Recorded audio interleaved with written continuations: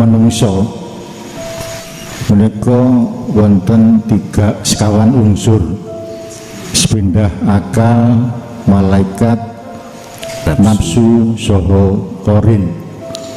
Amargi ingkang selalu berbuat positif ingkang kula tingali kok akal kalian malaikatipun, masalah nafsu kalian korinipun menika selalu mengajak kejelekan menika kados pundi untuk menghadapi menika Gus.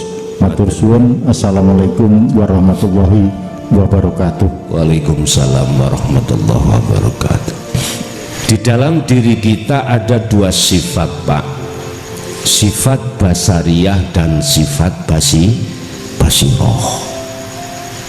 Sifat, nggak ngomong sifat, karakter. Sifat basariyah dan basiroh ini didominasi dulur sampean loro sing ngajak maksiat Allah yang disebut sebagai nafsu nafsiyah dan amarah. Sifat sakit klebu sebagainya sakit nggih.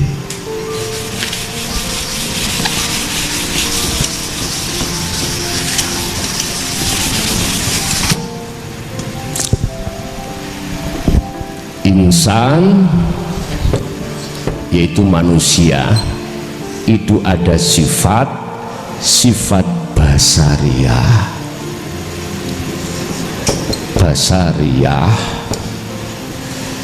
Di dalam sifat basariyah ana dulur loro nafsiyah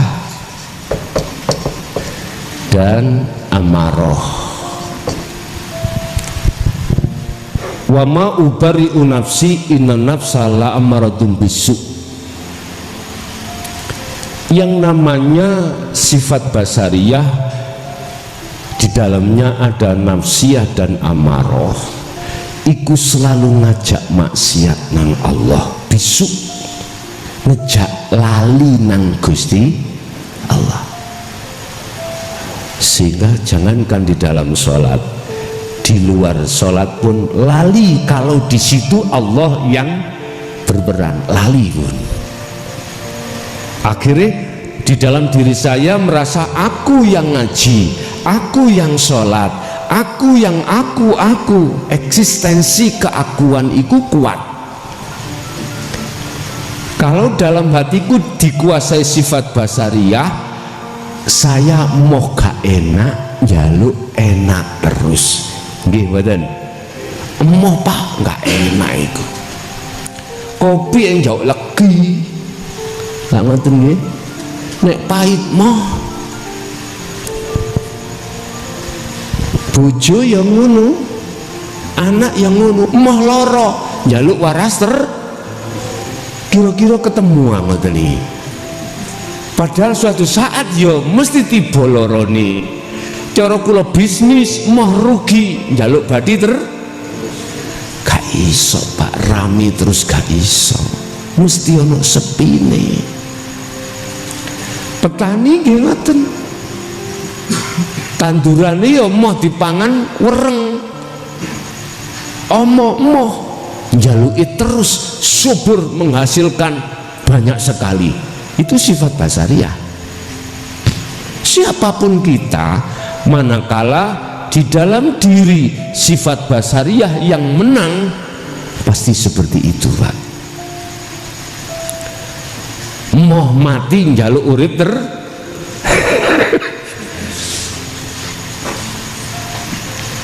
luwes tuh. Nek wis duwe pangkat, moh mudhun pangkat iki njaluk terus munggah. Moh kelangan ya lapak piro wene Gusti Allah nek ngilangi. Yang lagi viral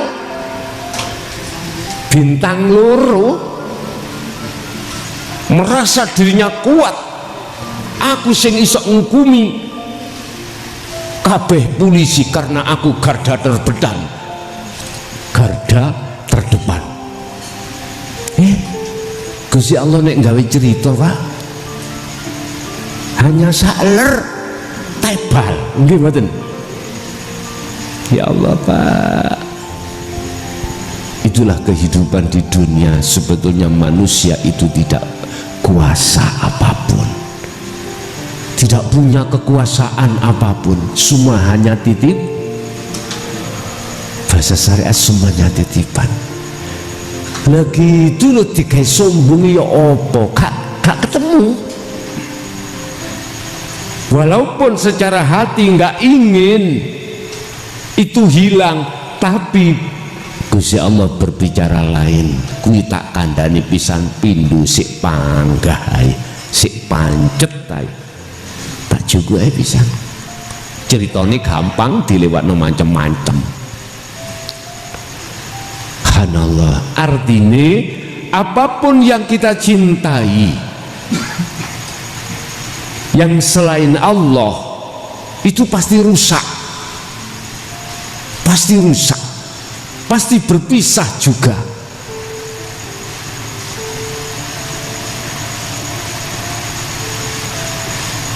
Semua itu halikun illa wajhah, semuanya akan rusak. Tapi ketika saat hati didominasi sifat basariyah, nggak sadar Pak, itu gak sadar.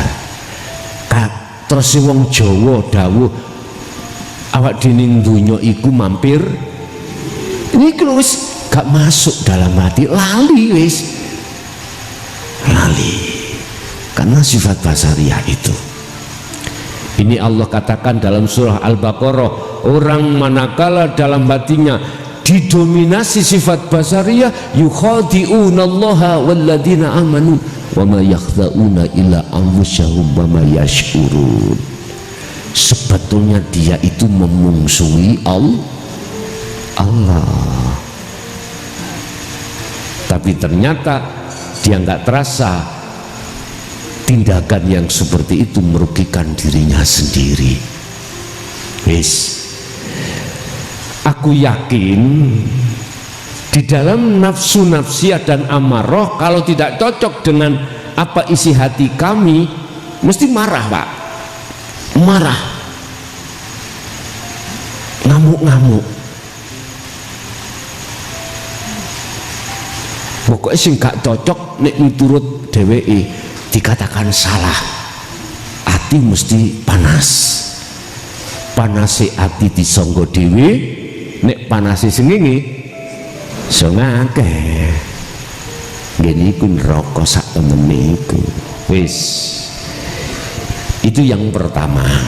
Yang kedua, di dalam diri kita juga ada sifat yang namanya sifat basirah.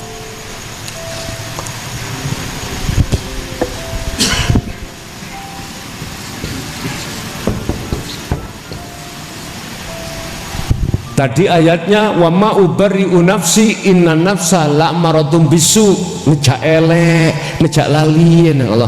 Tapi iki illa rahima rabbi, kecuali ada nafsu yang dirahmati, lawamah dan mutmainnah.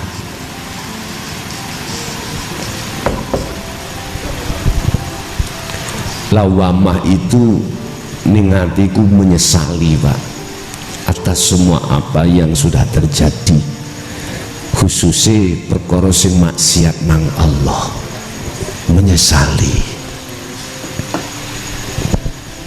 Lah mutmainnah iku jiwa atau hati atau nafsu yang tenang. Ya ayyatuhan nafsul mutmainnah. Mengapa dia dikatakan anteng, jiwanya itu tenang? Karena dia merealisasikan ayat irji'i ila rabbiki, perintah Allah, kembalilah ke Tuhanmu. Karena dia mau kembali, maka dia akan menjadi tenang. Bapak Ibu,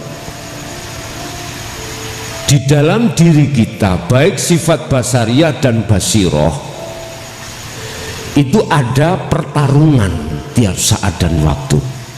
Ada nafsu, ada akal. Ada nafsu, ada akal.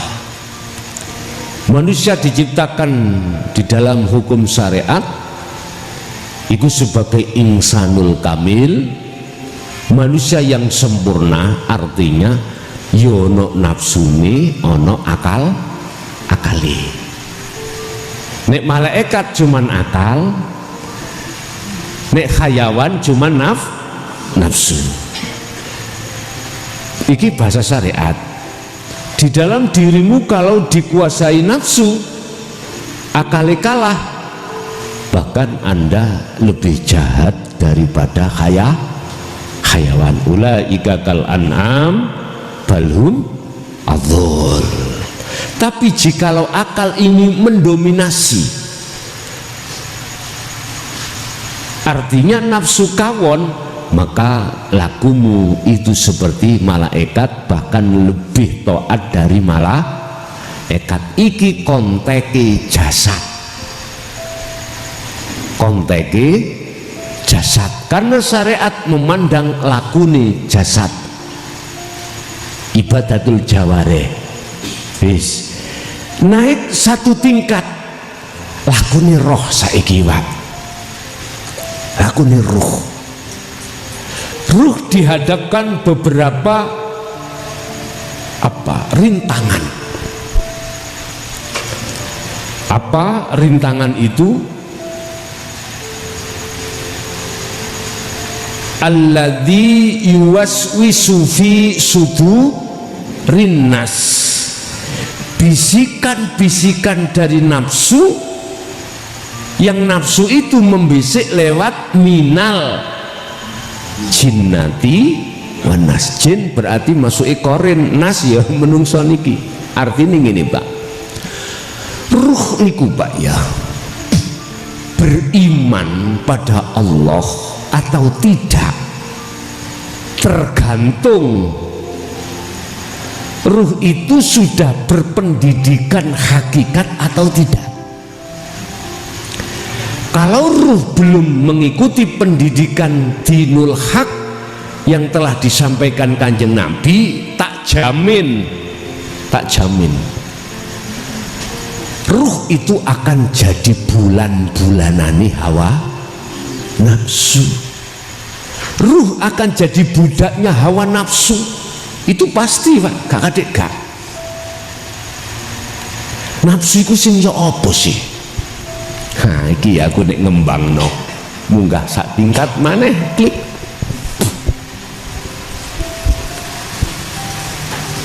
Nafsu nun faksin artinya diri, ya.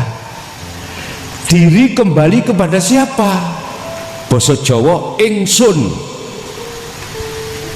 Inilah nanti akan kami urai maksud daripada taholli.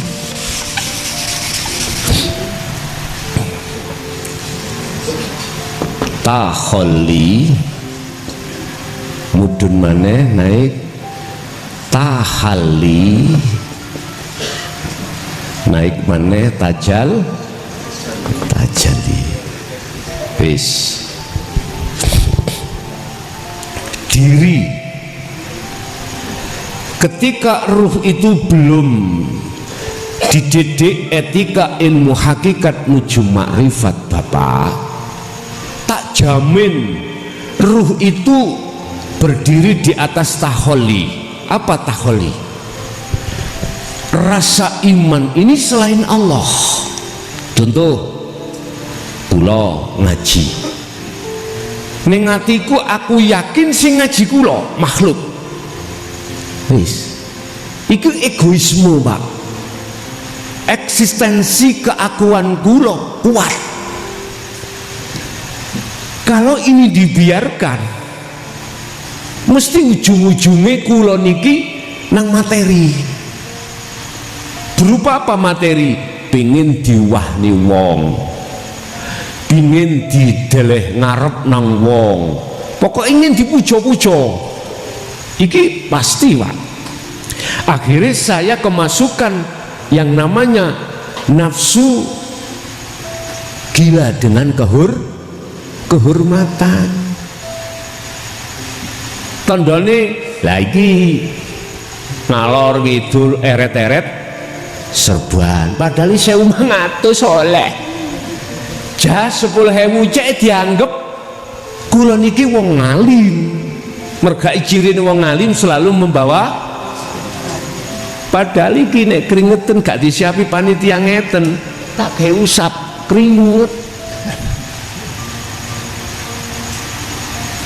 Niki kalau dibiarkan ditakholi Pak, bahaya. Ruh ini bahaya Pak, bahaya sekali. Akhirnya semua apapun iman ini ngatiku tidak kepada Allah, terhadap selain Allah. Aku yakin yang menyampaikan iki adalah aku makhluk dalam hatiku. Wis jelas nggih? Oke. Ketika nafsu itu sudah menjadikan ruh itu sebagai budaknya, maka ruh sampai kapanpun akan mengikuti hukumnya nafsu. Apa hukumnya nafsu? Melalaikan Allah, beriman terhadap selain Allah. Indonesia sebelum merdeka jadi budaknya penjajah bangsa Belanda, bangsa apa mana? Jepang, Inggris. Sing jelas warga rakyat Indonesia harus mengikuti undang-undang bangsa sing jajah. Itu pasti Pak. Ditekan sampai harus memakai undang-undangnya penjajah. Nggih. Cuman kita aja nggak menangi, lah ngeten nggih? Nggak menangi. Dulu Indonesia yang menjajah adalah bangsa luar. Mungkin sekarang entah dijajah bangsa sendiri bisa jadi. Ya sampe nangen-nangen dhewe, tapi ranahku gak tutuk ngono lah Pak. Kula bahas ning ati iku tak gawe contoh tok. Artinya keadilan kita itu tidak akan pernah kita dapatkan. Keadilan pasti hanya meruncing ke bawah, tumpul ke atas. Artinya Pak, menengah ke bawah iku sing dijrot-jrot, sing menengah ke atas iku tumpul maksudnya sing dilindungi, berarti gak mendapatkan hukuman. Sing mateni wong menengah ke bawah rakyate dihukum mati. Sing menengah ke atas tiga model mbuh jadi hukuman apa seumur hidup atau 20 tahun. Ayat 334 mengatakan pembunuhan berencana dihukum mati. Digolekno lidiknya, carane ya apa iki, golekno pasal sekiranya gak iso mati. Enggak maksimal lah hukuman seumur hidup. Wes ana. Lan jenengan kali kula gak ndek apa-apa menengah ke bawah, apa sing digawe? Wis kronologinya ketika disidik, ada unsur rencana, dilebokno pasal pinten Pak? 340 berencana hukuman mati. Yes. Bapak Ibu, loh intine nek roh iki dadi budake nafsu, tandane ditakholi iku kita mengikuti undang-undang nafsu. Ini Pak, harus dibebaskan roh ini sangka dini nafsu. Tadi akal pun juga begitu. Akal kita kalah dengan nafsu. Kan gini, misali ana swara teko njaba, krungu kuping, nafsu ngomong nang akal, ngomong nang roh ya. Yen iku swarane manuk bio. Nah, manuk bio. Berhubung namanya roh iki dadi budake nafsu, akal ngomong, roh iku suarane manuk bio. Akhirnya roh sampean iku beriman, hati beriman, oh iya suarane manuk bio, sing metu swara iku mang ndugi manuk kuwi. Lah niki beda Pak, ambek tatkalane jiwamu atau ruhmu itu terdidik dengan ilmu dan laku hakikat nuju marifat, beda nanti.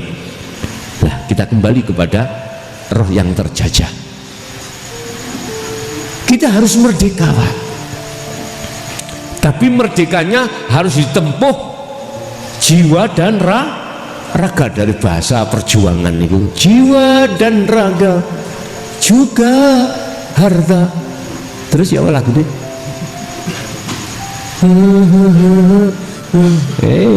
Kapal. Artinya gini Pak, jenengan harus bertindak yang disebut mujahadatun nafsi, merangi hawa nafsu. Inilah yang direkomkan Rasulullah. Besok yang aku takutkan terhadap umatku, perang sing paling besar yaitu perang melawan hawa nafsu. Mengapa dikatakan berat? Karena ada di dalam diri. Nek perang Badar, perang Uhud, perang Khandaq, udah ketok ini nih, loh coba nih, bacok-bacokan. Lah iki nafsu ruh awak dewe tidak tahu nafsu, ya mesti kalahin. Lah inilah Rasulullah memberikan solusi untuk bisa merangi nafsu hanya dengan cara mujahadatun nafsi, duduk tumpaan dengan zikir. Mujahadah iku merangi nafsu sing ngajak elek nang Allah man. Berarti itulah yang kusebut tahalli. Apa? Proses pemusnahan keakuan hamba atau makhluk yang segala-galanya dengan cara berzikir. Kalau itu proses sudah kita lewati, maka Allah meletakkan nafsu itu di dalam tajalli. Apa? Menetapkan keakuan Allah. Jadi ngati ono rasa keakuan Allah kang berperan, kang segala-galanya. Inilah cocok ambek dawuh la haula, tidak ada keadaan apapun, wala quwata, dan tidak ada kekuatan apapun, illa billah, kecuali iku kabeh sangka Gusti. Nek wis ati ana gunung, barulah inilah disebut sebagai ruh yang merdeka. Kata W.R. Supratman dawuh, bangunlah jiwanya, bangunlah badannya untuk Indonesia Raya. Artinya jiwa harus dibangun di depan, berarti mendahulukan mujahadatun nafsi, jihad merangi nafsu. Kalau jiwanya sudah kedandan Pak, sudah dibenahi, secara otomatis badan itu ya juga ikut kedandan juga. Makanya kalau takok sing dhisik tekone pitik apa ndok Pak?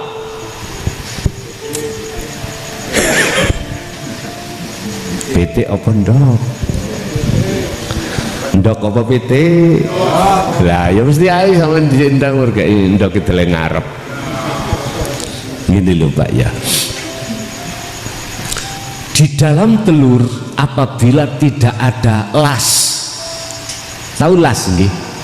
Wiji bisa jadi itik, pitik, ayam buatan saged. Gini ku Nur Muhammad Pak. Wiji kang dumadi sak lebete gesang. Tatkala tidak ada ini, nggak ada perkara wujute pitik atau apa wae kuno. Artinya kalau tidak ada Nur Muhammad, dunia seisinya nggak akan ada, nggak akan ada. Nah, Nur Muhammad itu bersemayam di dalam hidup. Bahasa syariate sak jerone putih ku ana kuning, sak jerone kuning ana las kuwi mau. Mbok biyen Pak, jenenge wong biyen iku larang sandang pangan.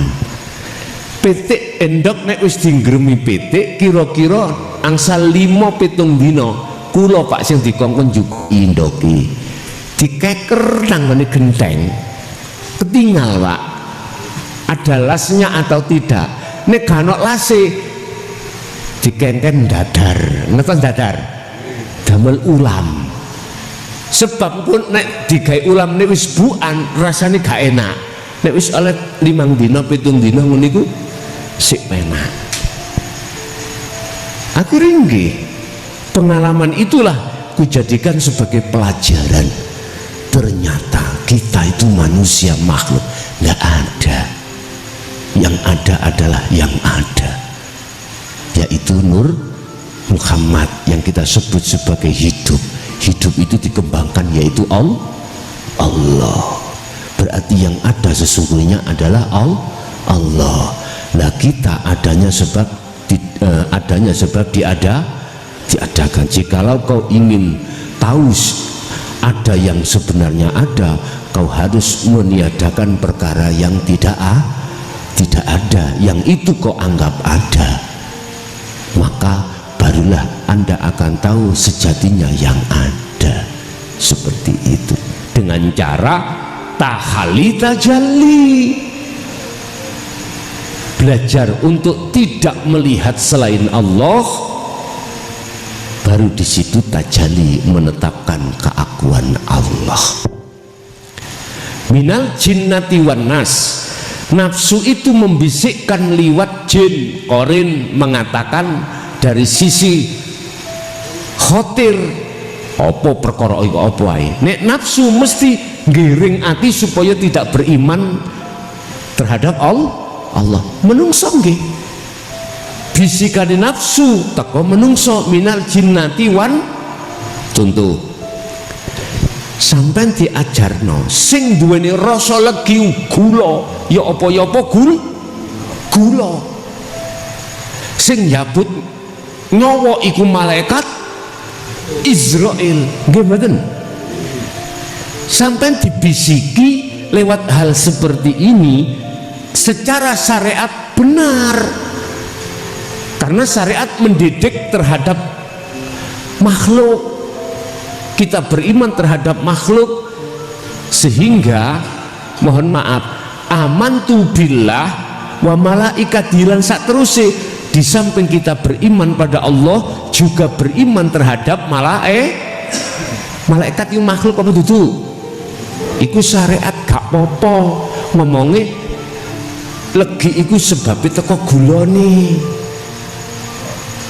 gak legi sebab teko gulane. Iku kok pahit sih, sing dilokno lak gula, berarti kurang. Padahal sing gawe pahit iku kok kopi. Engko nek kelegen sing dilokno sing apa Pak? Gula maneh. Kopi gak tau dilokno. Nyun sewu Pak, sebetulnya Allah itu, kita manusia banyak yang ngilok-ilokno tapi gak kerosok. Gak percaya? Waktu ketiga panas-panas, kok panas sih? Iku asine padha mek ngelokno Gusti Allah. Terus jenengan kali kula digawe udane sampak saya tukang pawang. Ngersula mboten jenengan? Ngersula. Lha iku asline padha maido Gusti. Padahal sing ngeduk udan, sing nekakno ketiga iku sapa? Iku nek sadar lho nggih. Nek gak sadar nggih ngoten wau. Estu. Lah, teko menungso mesti ngomongno, iku bisikan teko nafsu ya. Intine ngejak ati sampean nang sak liyane Allah, wis titik.